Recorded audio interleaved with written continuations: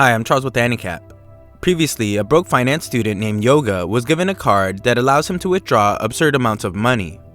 The catch is that he must give a man named Masaki his future as collateral, and battle at least once a week in another realm. Later, Yoga would defeat his professor, making the professor go bankrupt, and lose his future, which in his case are his 3 kids.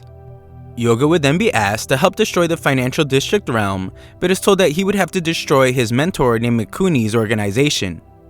The story continues in the past as a young Mikuni is asked to identify something, and he tells his father that it's money.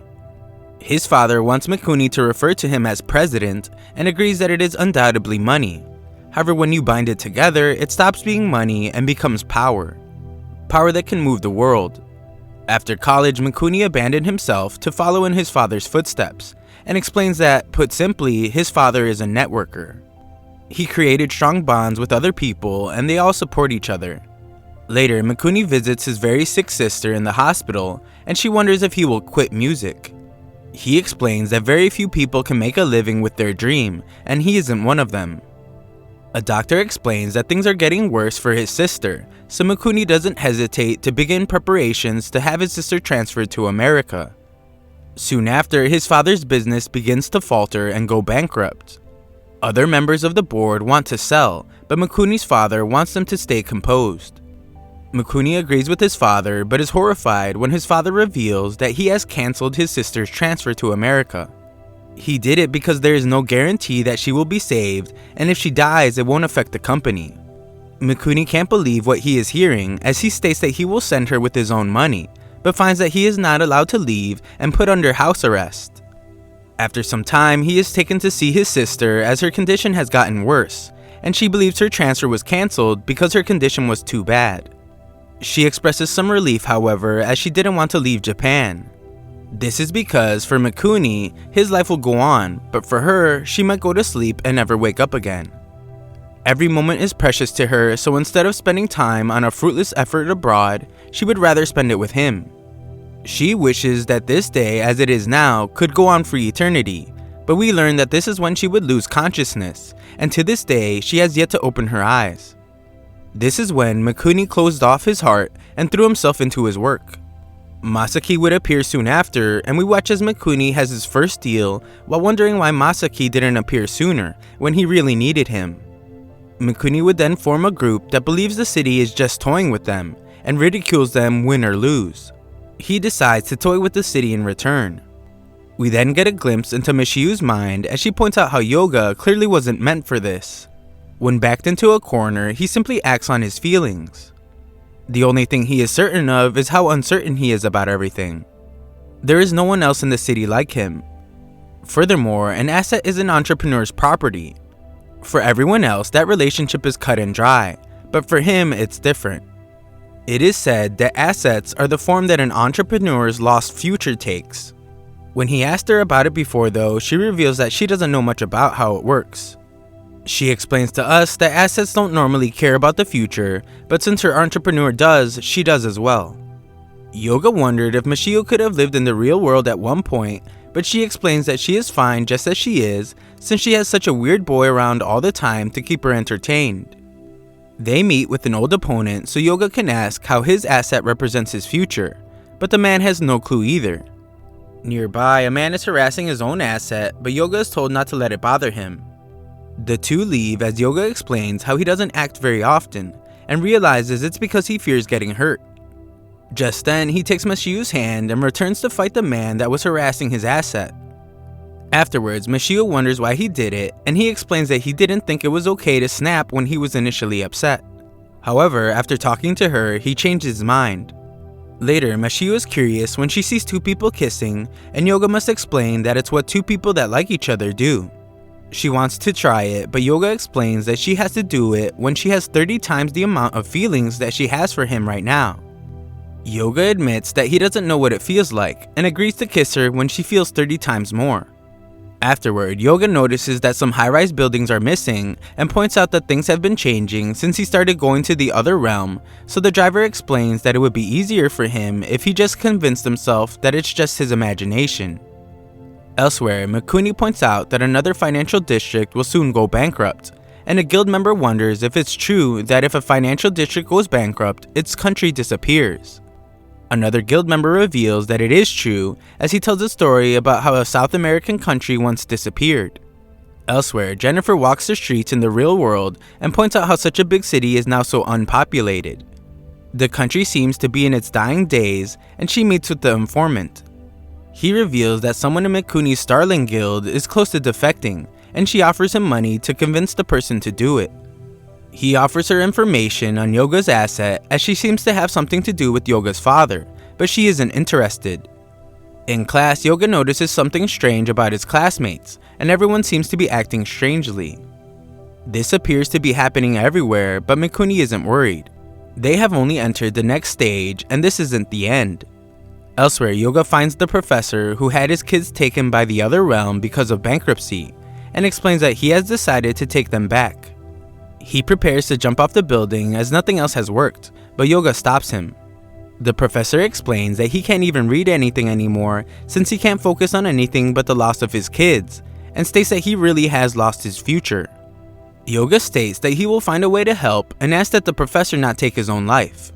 The professor calls him strange, but Yoga points out how he has always lived a normal life, and the professor tells him that it's because he has finally started moving. When someone never acts, they can never be called strange. In the financial district, Yoga explains to Michiu that he plans to use a large amount of Midas money and fight without funds. She agrees to go along with his plan, and Yoga calls out to Masaki. Yoga asks to have the professor's future returned to him and offers to pay 10 times what it's worth in exchange. Masaki explains that there is no system in place to do such a thing, and something higher up made that decision.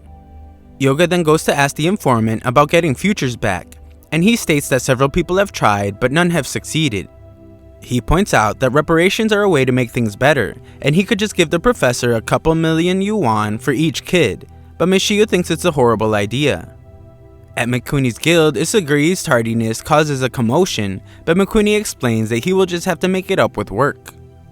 Mikuni explains that the other financial district is going bankrupt soon, so they will shift their attention to seizing all the fortunes of every entrepreneur in their own financial district. This includes those in their guild, and individuals in his group are each assigned one of the top 3 members of the guild. In the real world, Yoga finds out that the professor was in a car accident. He is okay, but the drunk driver that crashed into him died. At a park, Yoga attempts to help a kid but is shocked to see him disappear, and remembers how the professor said that the world has been changing little by little just out of their view. Yoga then runs into the informant for the first time in the real world. He offers more information and explains that he wants as much money as possible. More importantly, he wants trust, since trust gets him more money. People buy his information since they trust him, and more money demands more trust. Yoga then has a vision of someone thinking about a name for his baby girl, and suggests the name Mashiu as Yoga wakes up shocked to hear the name. Later, Yoga shocks everyone as he burns some Midas money, and he wonders how Mashiu feels about burning their hard-earned cash. She accepts Yoga's decision, but points out how strange it is that people trade their future for money, since it's only paper and it burns so easily. Jennifer sees that Yoga has made his decision and points out that he can burn the money, but it won't burn the trust it represents. Furthermore, if he is going to do something, then he better do it quick, as the country is reaching its end. Yoga meets with Mikuni to explain that he agrees with Sonoza about how a future without possibility eliminates the reason for the present to even exist. Mikuni disagrees, and Yoga wonders if what Mikuni really meant by protecting the weak was to sacrifice the people of a far-off future in order to save those in the present. Mikuni believes that if the now is lost, then they will lose the future as well, and Yoga states that the now exists for the future. Mikuni is then informed that the other financial district's collapse will destroy Singapore. Mikuni tells Yoga to stay out of his way and just watch. We then watch as the entrepreneurs in the Southeast Asian financial district suffer greatly, and the entire city begins to collapse. We see that the collapse of the financial district correlates perfectly with the fall of the country it represents, and Singapore is wiped from the face of the earth. 11 hours before this, we see that Mikuni met with Masaki and explains that he wanted to use his card. Masaki wants him to be sure, as this means he will be taking charge of 20 years of his life in addition to his future. Mikuni is certain, as he just wants him to hurry up, and Masaki explains that a chain reaction has already begun. Elsewhere, a man points out how the stock market is tanking and is shocked to see Singapore disappear. Hong Kong survived without a scratch, but the chain reaction is headed directly for Japan. Other financial districts begin to crumble, and Jennifer sees that a bit of Shanghai was carried away. Elsewhere, Mikuni is told that their efforts to collect funds have gone perfectly, as they have gathered enough to protect 80% of the top national corporations. The guild member credits Mikuni for being able to suddenly raise such a large sum of money, and we see that it's because he went to the financial district bank earlier. The bank simply asked for his desired amount as it was ready to print as much as he needed. The scene was incredible as Masaki explains that it is the Midas Bank's rotary process. Raising an orb to his head allows Mikuni to see the form of Midas money that's printed in exchange for his future. The process begins as Masaki lets out a maniacal laugh, and assets feel physical pain. Absurd amounts of money was printed and sent to Mikuni's account. Back to the present, Mikuni explains that he plans to protect everything, just as a chain reaction has reached Japan. Japan's stock market begins to collapse, but Mikuni arrives to buy shares in all the companies in Japan. He plans to support them all and explains that they have all the funds they need to do so. The market is very volatile, and Jennifer exclaims that Mikuni crossed the one line he shouldn't have. Mikuni finishes his plan as Masaki congratulates him on being able to protect his present, but explains that he will be awaiting payment in full by the agreed upon day and time. Elsewhere, Jennifer explains that Mikuni invested an unbelievable amount of Midas money to keep Japan's economy from completely collapsing. He managed to stop the loss at half of Japan's GDP in exchange for 10 or more years of this country's future. Mikuni managed to stop the chain reaction, also known as C, but no one knows what the after effects will be. She also reveals that the informant has information about Mashiu and recommends he ask about it. Yoga does just that, and the informant shows a picture he took of a girl that looked just like Mashiu, but with different hair. Her name was Mua, and the informant wonders if that would make Yoga's and Yoga's father's futures the same. The informant offers to sell him the picture and throws in something surprising that we don't see. Jennifer explains to Yoga that a life that loses its future and has nowhere else to go changes form into the dreams that have also lost their way. These appear before them and are their assets. She speculates that Yoga and his father having identical assets mean they were after the same thing. Jennifer believes his father must have loved him very much, as it's clear that he ran away from his final deal since Yoga is still alive. Yoga wonders what he can protect, and Jennifer explains that he just needs to look around and he will see things he can't help but protect. Yoga then visits Hanabi as she hasn't been around, and she explains that she has been prone to sickness and sleeping often. We then get a glimpse of a very happy Masaki as the total money in the financial district climbs. Elsewhere, Yoga takes out the trash while at work, as he senses something strange and is shocked to see how the world is changing. His coworker disappears right before his eyes, and when he goes to check on Hanabi, he finds that her mother doesn't even know who he is. He tells her he is a friend of Hanabi's, and finds that Hanabi is acting strangely.